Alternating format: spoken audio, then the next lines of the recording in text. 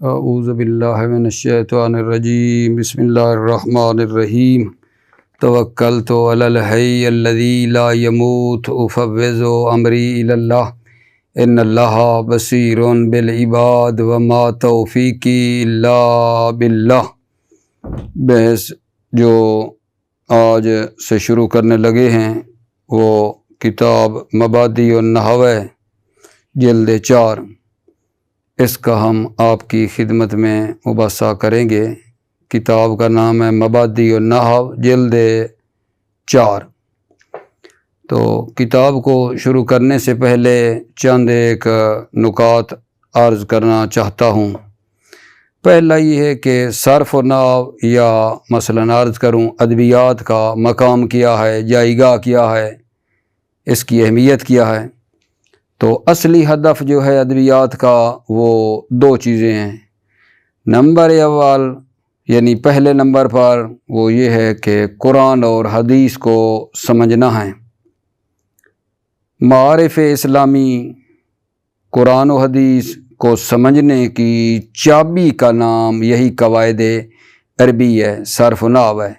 اگر صرف و نحو بندہ صحیح جانتا ہو تو قرآن اور حدیث کو بہترین انداز میں سمجھ سکتا ہے۔ اور دوسری چیز یہ ہے کہ جو کتاب کتبۂ علمی ہیں، جو بعد والی مثلاً اصول فقہ ہے، فلسفہ ہے، تفسیر ہے، وہ عربی زبان میں متن ان کا عربی زبان میں ہے، تو ان کو سمجھنے میں بھی یہ صرف و نحو انتہائی مفید اور کلیدی کردار ادا کرتی ہے۔ دوسرا جو نقطہ عرض کرنا چاہ رہا ہوں وہ یہ ہے کہ جو میرے سمجھ میں ہے وہ یہ ہے کہ یہ جو کتاب مبادئ ہم شروع کر رہے ہیں، کیونکہ یہ میرے عزیزو یہ تیسرے سال کا کورس ہے، ٹھیک ہے۔ پہلے سال کا آپ جانتے ہیں صرف میر اور عوامل ہے، دوسرے کا صرف سادہ اور ہدایہ ہے، اور یہ تیسرے سال میں ہے۔ تو جس آدمی نے بھی اس مبادئ النحو سے استفادہ کرنا ہے، ٹھیک ہے، ہم تو یہ سمجھ کر کے وہ پہلے والی جو ہے مطلب ہے صرف میر اور عوامل پڑھا ہے، اور صرف سادہ یا اس کے ساتھ ساتھ ہدایہ اس نے پڑھی ہوئی ہے، اس کی بنا پر ہم یہ کتاب شروع کر رہے ہیں۔ تو جو افراد اس سے استفادہ کرنا چاہیں ان کو چاہیے کہ پہلے مطلب ہے کم از کم صرف سادہ اور ہدایہ وغیرہ پہلے سے انہوں نے پڑھی ہوئی ہو، پھر بہترین انداز میں سمجھیں گے، ٹھیک ہے۔ تیسرا جو نقطہ ہے وہ یہ ہے کہ کتاب مبادئ النحو کے ممکن ہے کچھ نواقص ہوں، لیکن اس کے جو خصوصیات ہیں اور امتیازات ہیں وہ چند ایک میں آپ کی خدمت میں عرض کرنا چاہتا ہوں۔ وہ یہ ہے کہ اس کتاب کو جو بطور خلاصہ جو ہے اور منظم جو ہے اس کے مطالب ہیں، اس مبادئ النحو کے مطالب دستہ بندی ہیں، خلاصہ ہیں، منظم ہیں۔ اور دوسرا جو اس کی خصوصیت ہے وہ یہ ہے کہ مبادئ کی جو عبارت ہے وہ روان ہے اور سلیس ہے، سادہ ہے۔ اس کے اندر عبارت میں کوئی پیچیدگیاں نہیں ہیں، کوئی اس کے اندر مثلاً ایک ضمیر ہو جس کا پتہ اتنا نہ چل رہا ہو کہ یہ کہاں لوٹ رہی ہے۔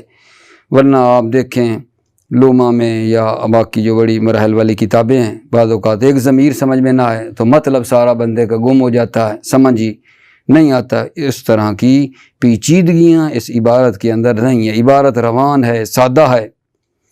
اور تیسری جو اس کی خصوصیت ہے وہ یہ ہے کہ ہر درس کے آخر میں جو ہے تمرینیں ہیں، تو اس کا بھی ایک بہت بڑی مطلب اہمیت ہے کہ بندہ درس پڑھے تو ساتھ ساتھ پھر تمرینوں پہ اگر کام کرے تو بہت ہی اچھا ہے۔ چوتھی چیز جو اس کی خصوصیات کے بارے میں ہے وہ بزرگان جو علم کے ماہرین ہیں انہوں نے بھی اس کتاب مبادئ النحو کی تائید کی ہے کہ یہ بڑی اچھی کتاب ہے۔ مثلاً چند ایک بزرگوں کا نام لیتا ہوں: شہید مظلوم دکتر بہشتی، آیت اللہ قدوسی، آیت اللہ جنتی، انہوں نے اس کتاب کو بڑی اہمیت دی ہے اور فرماتے ہیں کہ یہ بڑی اچھی کتاب ہے اور اچھی طرز کی لکھی ہوئی ہے۔ یہ چند نکات کا جان۔ اور نقطہ آخر جو ہے وہ یہ عرض کرنا چاہوں گا کہ ہمارا جو ہدف ہے، ہمارا ہدف اصلی الہی ہونا چاہیے، خدا کی خاطر ہو، خدا کی خاطر جب ہوگا تو پھر بندے کے اندر توانائی بھی رہتی ہے، بندہ تھکتا بھی نہیں ہے، اور اس کا بیٹھنا اٹھنا ہر لمحہ کا وہ عبادت ہی شمار ہوتا ہے۔ یعنی ہم جو مطلب ہے بحث کریں، مباحثہ کریں یا بحث مباحثہ کریں تو صرف اور صرف مقصد رضائے خداوندی ہونا چاہیے، ٹھیک ہے۔ اور آپ اپنا مقام دیکھیں کہ آپ طالب علم ہیں، خوش قسمت ہیں، جتنی بھی میں آپ کی تعریف کروں اتنی کم ہے۔ میں آپ کو 2-4 حدیثوں سناتا ہوں کہ علم کی فضیلت کیا ہے، آپ دیکھیں گے کہ کیا آپ لوگوں کا مقام ہے اور ارزش ہے۔ اللہ کے نبی فرماتے ہیں اللہ جس شخص کے ساتھ بھلائی کرنا چاہتا ہے تو اسے عالم دین بنا دیتا ہے، عالم دین بنا دیتا ہے۔ دوسری حدیث سنیں، اللہ کے نبی فرماتے ہیں سبحان اللہ، کیا عظیم حدیث ہے، جو اللہ کے جہنم کی آگ سے آزاد کردہ لوگوں کو دیکھنا چاہے، جو اللہ کے جہنم کی آگ سے آزاد کردہ لوگوں کو دیکھنا چاہے تو اس کو چاہیے کہ طلاب کو دیکھے۔ طلاب اپنا مقام دیکھو، جہنم سے آزاد لوگ ہو تم، چونکہ اس ذات کی قسم جس کی قدرت میں میری جان ہے، ہر طالب علم جو عالم کے در پر آتا ہے خدا اس کے لیے ہر قدم پر 1 سال کی عبادت لکھتا ہے، اور ہر قدم پر اس کے لیے جنت میں ایک شہر بناتا ہے، اور جب وہ زمین پر چلتا ہے تو زمین اس کے لیے طلب مغفرت کرتی ہے، سبحان اللہ، اور وہ ایسی حالت میں صبح اور شام کرتا ہے کہ اس کے گناہ بخش دیے گئے ہوں گے، اور فرشتے گواہی دیں گے کہ یہ اللہ کا جہنم سے آزاد کردہ ہیں۔ دیکھا مقام اپنا، ٹھیک ہے۔ اور اگلی حدیث سنے گا جان، سبحان اللہ سبحان اللہ، جس نے علم تلاش کیا تو وہ اس شخص کی مانند ہے جو دن کو روزہ رکھتا اور رات عبادتوں میں کاٹتا ہے۔ دن کو روزہ رکھ رہا ہے اور راتیں عبادت میں کر رہا ہے۔ بلا شبہ آدمی کے لیے علم کا ایک باب سیکھنا اس بات سے کہیں بہتر ہے کہ اس کے لیے کوئی ابو قبیس سونا بنے، پھر وہ اسے راہ خدا میں تقسیم کرے۔ کوئی ابو قبیس سونا اور پھر وہ سارا اللہ کی راہ میں قربان کر دے، ٹھیک ہے۔ اگلی ایک اور حدیث سناتا ہوں، عالم کو عابد پر 70 درجہ فضیلت ہے، عالم کو عابد پر 70 درجہ فضیلت ہے، اور ہر درجہ کے درمیان تیز دوڑ گھوڑے کے 70 سال کی رفتار کا فاصلہ ہے، اندازہ لگاؤ۔ عالم عابد میں 70 درجے کا درمیان میں فرق ہے، اور ہر درجے میں 70 سال کی رفتار کا فاصلہ ہے، اور ایسا اس لیے کہ شیطان لوگوں کے درمیان بدعت ڈالتا ہے اور عالم اسے دیکھ کر ختم کر دیتا ہے، جبکہ عابد اپنی عبادت پر لگے رہتا ہے، ٹھیک ہے۔ یہ جناب علی آپ نے اس کو دیکھا، اور ایک اور حدیث سنیں پھر ہم کتاب کی طرف آتے ہیں۔ اللہ کے نبی نے معاذ کو کہا، یا یہ نسبت جو ہے روایت کی مولا علی کی طرف بھی دی گئی ہے کہ مولا علی کو کہا، کیا فرمایا، بے شک خدا کا، سننا حدیث کمال کی ہے، بے شک خدا کا آپ کے ذریعے کسی شخص کو خیر کی طرف ہدایت کرنا دنیا و ما فیہا سے بہتر ہے۔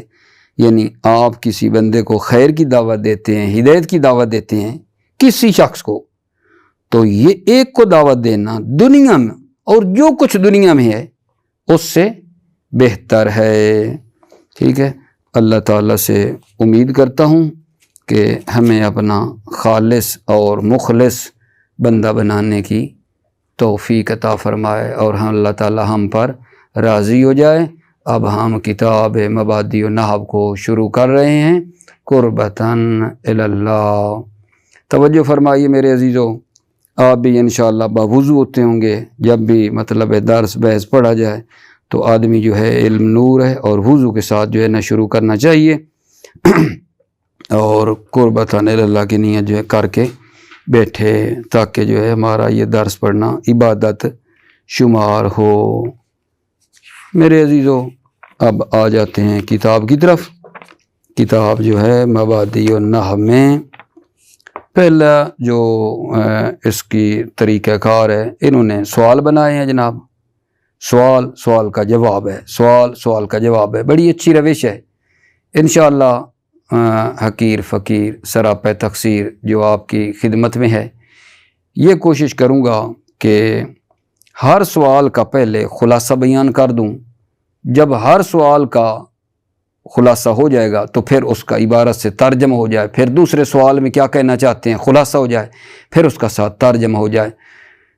اگر ہم 2-3 سوالوں کا اکٹھا خلاصہ بیان کریں اور پھر پڑھیں نا تو پھر تھوڑا ممکن ہے، تھوڑا مشکل ہو بات کے لیے کہ پہلا سوال جو ہے بھولا جائے اور پھر دوسرے پہ آ جائیں، ٹھیک ہے؟ نہیں، ہر سوال کا خلاصہ بیان کریں گے اور ساتھ ہی فوراً اس کا ترجمہ کریں گے آپ کی خدمت میں۔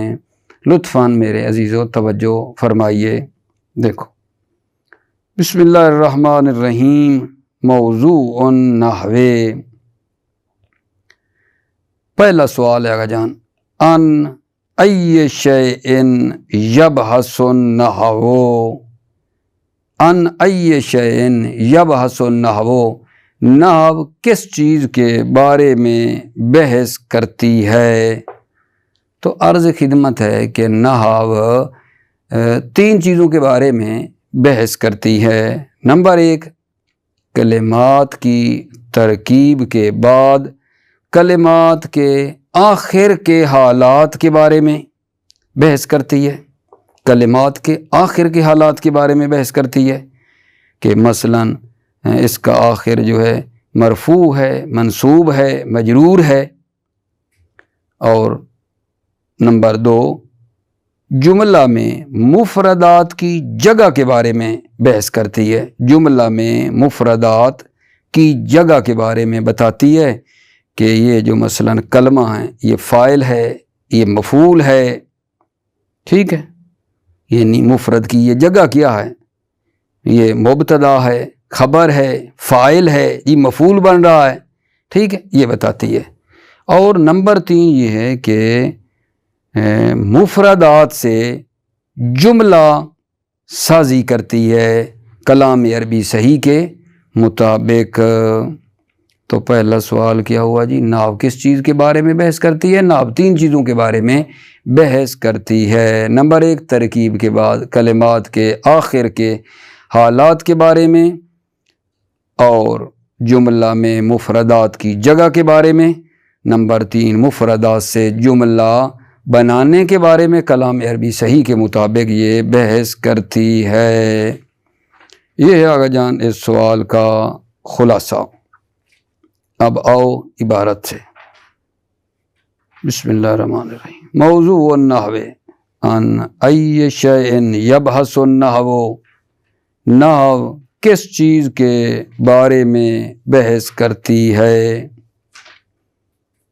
یبحث النحو عن احوال اواخر الکلمات بعد ترکیبها، نحو بحث کرتی ہے بعد ترکیبها کی ضمیر جا رہی ہے کلمات کی طرف، کلمات کی ترکیب کے بعد کلمات کے آخر کے حالات کے بارے میں۔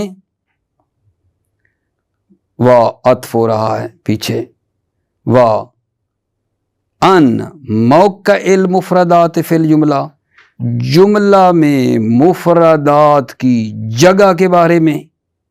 وا ان یعنی پیچھے آئے گا عطف کی وجہ سے، وا ان صوغ الجملۃ من المفردات علی مقتضی الکلام العربی الصحیح، اور مفردات سے جملہ بنانے کے بارے میں مقتضی کلام عربی صحیح کے مطابق، کلام عربی صحیح کے مطابق مفردات سے جملہ بنانے کے بارے میں بحث کرتی ہے۔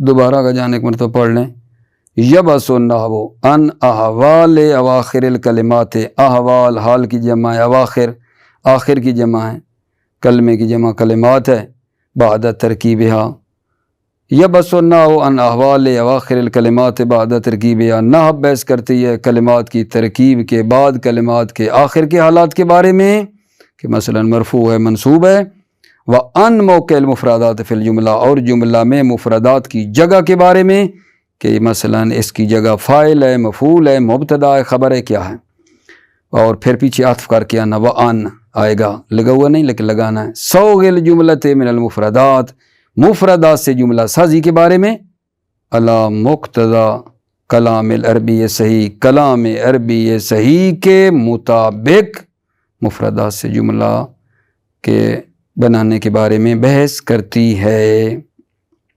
تمام ہوا جی۔ دوسرا سوال میرے عزیزو، حل الالفاظ کلها سواء عند الترکیب، کیا تمام کے تمام الفاظ ترکیب کے وقت برابر ہیں؟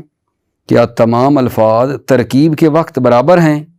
سوال ہے۔ جواب، ترکیب کے وقت الفاظ کی دو قسمیں ہیں، ترکیب کے وقت الفاظ کی دو قسمیں ہیں، ایک قسم وہ ہے جس کا آخر ایک ہی حالت پر نہ ثابت رہتا ہے، الفاظ کی ایک قسم یہ ہے کہ جس کا آخر ایک ہی حالت پر ثابت رہتا ہے اور اس کو مبنی کا نام دیا جاتا ہے، جیسے مثلا مان موصولہ ہے، اس کا آخر ساکنی ہے، پیچھے عامل جو بھی آئے گا، اور ایک قسم الفاظ کی وہ ہے جس کے آخر پر مختلف قسم کے حالات وارد ہوتے ہیں، ایک قسم الفاظ کی وہ ہے جس کے آخر پر مختلف قسم کے حالات وارد ہوتے ہیں، اور اس کا نام جو ہے نا معرب رکھا گیا ہے، جیسے مثلا زید ہے، اگر مثلا فاعل کی جگہ پہ ہے تو مرفوع ہوگا، اگر مفعول کی جگہ پہ ہے تو منصوب ہوگا، کبھی جو ہے نا جر کی جگہ پہ آ جائے گا، حرف جر ہوگا تو مجرور ہو جائے گا، لہذا مثلا زید جو ہے کلمہ محرب ہے، جاء زید رأیت زیدا مررت بزیدن۔ جی سوال کیا تھا، کیا الفاظ تمام الفاظ ترکیب کے وقت برابر ہیں؟ جواب عرض خدمت ہے کہ ترکیب کے وقت الفاظ کی دو قسمیں ہیں، ایک قسم وہ ہے جس کا آخر ایک ہی حالت پر ثابت رہتا ہے اور اسے مبنی کا نام دیا جاتا ہے، اور ایک قسم وہ ہے جس کے آخر پر مختلف قسم کے حالات وارد ہوتے ہیں اور اسے معرب کا نام دیا جاتا ہے۔ توجہ کرنا، الالفاظ عند الترکیب قسمان، الفاظ کی ترکیب کے وقت قسمان دو قسمیں ہیں، قسم یثبت آخرہ علی حالۃ واحدۃ ویسمى مبنیا، قسم ایک قسم ہے جس کا آخر علی حالۃ واحدۃ ایک ہی حالت پر ثابت رہتا ہے، ویسمى مبنیا، اور اس قسم کا نام رکھا گیا ہے مبنی، یسمى فعل مجہول ہے، ٹھیک ہے، دو مفعولی ہوتا ہے، ایک نائب فاعل ہے جو اندر ضمیر ہے، قسم مراد ہے، مبنیا دوسرا مفعول ہے، ویسمى مبنیا، اور اس قسم کا نام رکھا جاتا ہے مبنی، جیسے مثلا مان موصولہ ہے جس کا آخر ہمیشہ ساکن ہے، وقسم تتوارد علی آخرہ احوال مختلفۃ ویسمى معربا، اور ایک قسم وہ ہے جس کے آخر پر مختلف حالات وارد ہوتے ہیں، ایک قسم وہ ہے جس کے آخر پر مختلف حالات وارد ہوتے ہیں، ویسمى معربا، اور اس کا نام معرب رکھا گیا ہے۔ تتوارد میرے آقا جان فعل ہے، احوال اس کا فاعل ہے، مختلف احوال کی صفت ہے، تتوارد کا فاعل کیا ہے احوال، وقسم تتوارد علی آخرہ احوال مختلفہ، اور ایک قسم وہ ہے جس کے آخر پر مختلف حالات وارد ہوتے ہیں اور اس کا نام معرب رکھا گیا ہے، جیسے زید کے بارے میں بتایا ہے، کبھی مرفوع ہوتا ہے، کبھی منصوب ہوتا ہے اور کبھی مجرور ہوتا ہے۔ تیسرا جناب علی جو ہمارا سوال ہے وہ یہ ہے، ٹھیک ہے نا، تیسرا سوال ہمارا یہ ہے ایو شیئن یلزم لمن یریدو ان یکون کلامہ موافقا لقوانین النحو، ایو شیئن یلزم لمن یرید ان یکون کلامہ موافقا لقوانین النحو، کون سی چیز لازم ہے جو ارادہ کرے کہ اس کا کلام قوانین نحو کے مطابق ہو جائے، کون سی چیز لازم ہے اس کو جو ارادہ کرے کہ اس کا کلام قوانین نحو کے مطابق ہو جائے، اس کو کیا لازم ہے میرے عزیزو؟ ذرا غور فرمانا اس سوال کے جواب میں کہ جو آدمی ارادہ کرے کہ اس کا کلام قوانین نحو کے مطابق ہو جائے تو وہ بندہ محتاج ہے ان چیزوں کا۔ کیا کیا جی؟ نمبر 1 کلمات مبنیہ کو پہچانے، نمبر 2 کلمات موربہ کو پہچانے، نمبر 3 انواع اعراب کو پہچانے، نمبر 4 مواضع اعراب کو پہچانے، مواضع اعراب کو پہچانے۔ جب یہ 4 چیزیں پہچان لے گا تاکہ حتیٰ کہ ہر لفظ کو اس کا جو حق بنتا ہے وہ عطا کرے اور خطا سے محفوظ رہے، خطا سے محفوظ رہے۔ کیا آگا جان عرض کیا ہے آپ کی خدمت میں؟ تیسرا سوال کہ جو بندہ ارادہ کرے کہ اس کا کلام قوانین نحو کے مطابق ہو جائے تو وہ کس چیز کا بھائی محتاج ہے؟ تو عرض کیا ہے کہ جو بندہ ارادہ کرے اس کا کلام قوانین نحو کے مطابق ہو جائے 4 چیزوں کا محتاج ہے۔ کلمات مبنیہ کو پہچانے، نمبر 1 کلمات موربہ کو پہچانے، نمبر 2 انواع اعراب کو پہچانے، 3 مواضع اعراب کو پہچانے، 4 اور تاکہ ہر لفظ کو اس کا حق عطا کرے اور خطا سے محفوظ رہے۔ توجہ، جواب ہے من ارادہ ان یکون کلامہ موافقا لقوانین النحو یحتاجو، یہ یحتاجو نا جواب ہے اس من کا، من ارادہ یحتاجو، من ارادہ ان یکون کلامہ موافقا لقوانین النحو، جو ارادہ کرے کہ اس کا کلام قوانین نحو کے مطابق ہو جائے، یحتاجو وہ محتاج ہے کس کا؟ ان یعرف الکلمات المبنیۃ، ان یعرف مفعول یحتاجو بننا ہے کہ وہ کیا کرے؟ کلمات مبنیہ کو پہچانے، والکلمات المعربہ تا، اور کلمات معربہ کو پہچانے۔ یہ عطف ہو رہا ہے پیچھے ان یعرفہ پہ۔ وانواع الاعراب، اور انواع اعراب کو پہچانے، عطف ہو رہے ہیں سارے۔ ومواضعہ، اور اعراب کے مواضع کو پہچانے۔ حتی یؤتی کل لفظ حقہ، یؤتی بھی 2 مفعول ہے، ایک کل لفظ ایک مفعول ہے، حقہ دوسرا مفعول ہے۔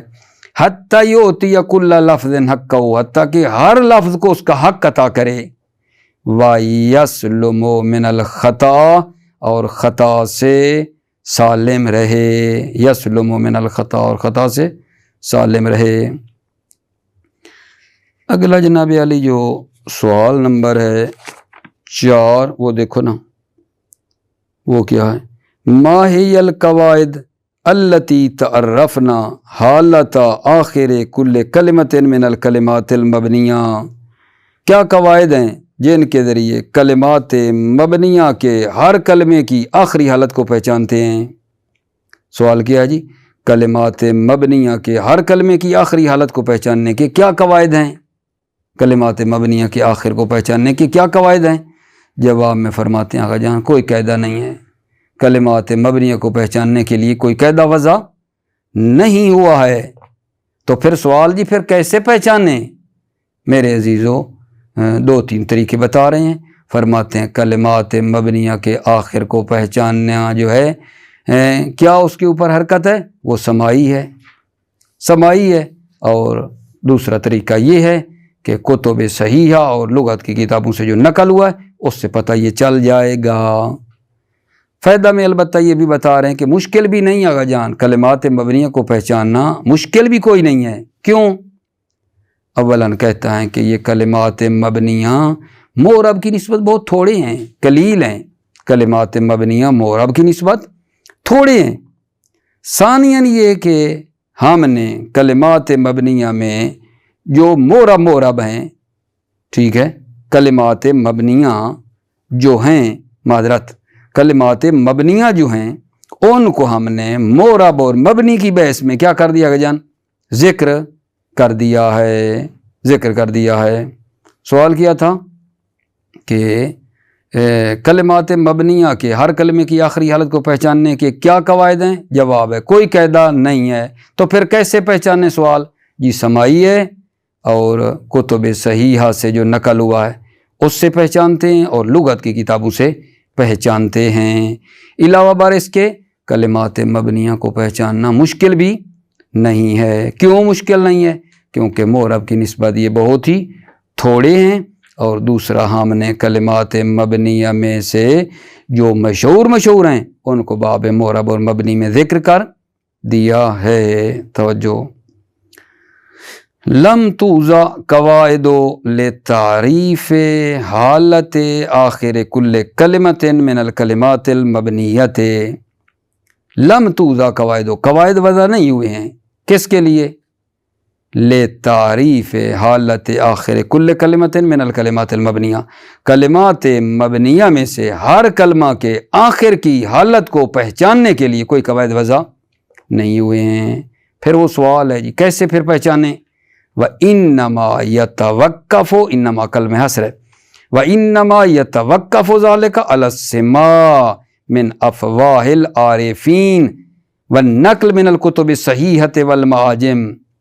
انما يتوقف ذالک یعنی کلمات مبنیہ کے آخر کو پہچاننا موقوف ہے علی السماع من افواہ العارفین، جاننے والوں کی زبان سے سننے پر موقوف ہے، اور کس پر موقوف ہے؟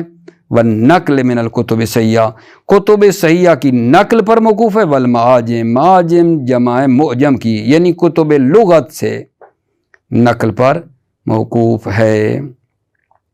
فائدۃ اگجان الا انہ، علاوہ بر اس کے، لا صعوبۃ فی معرفت الکلمات المبنیہ، کلمات مبنیہ کو پہچاننا مشکل نہیں ہے۔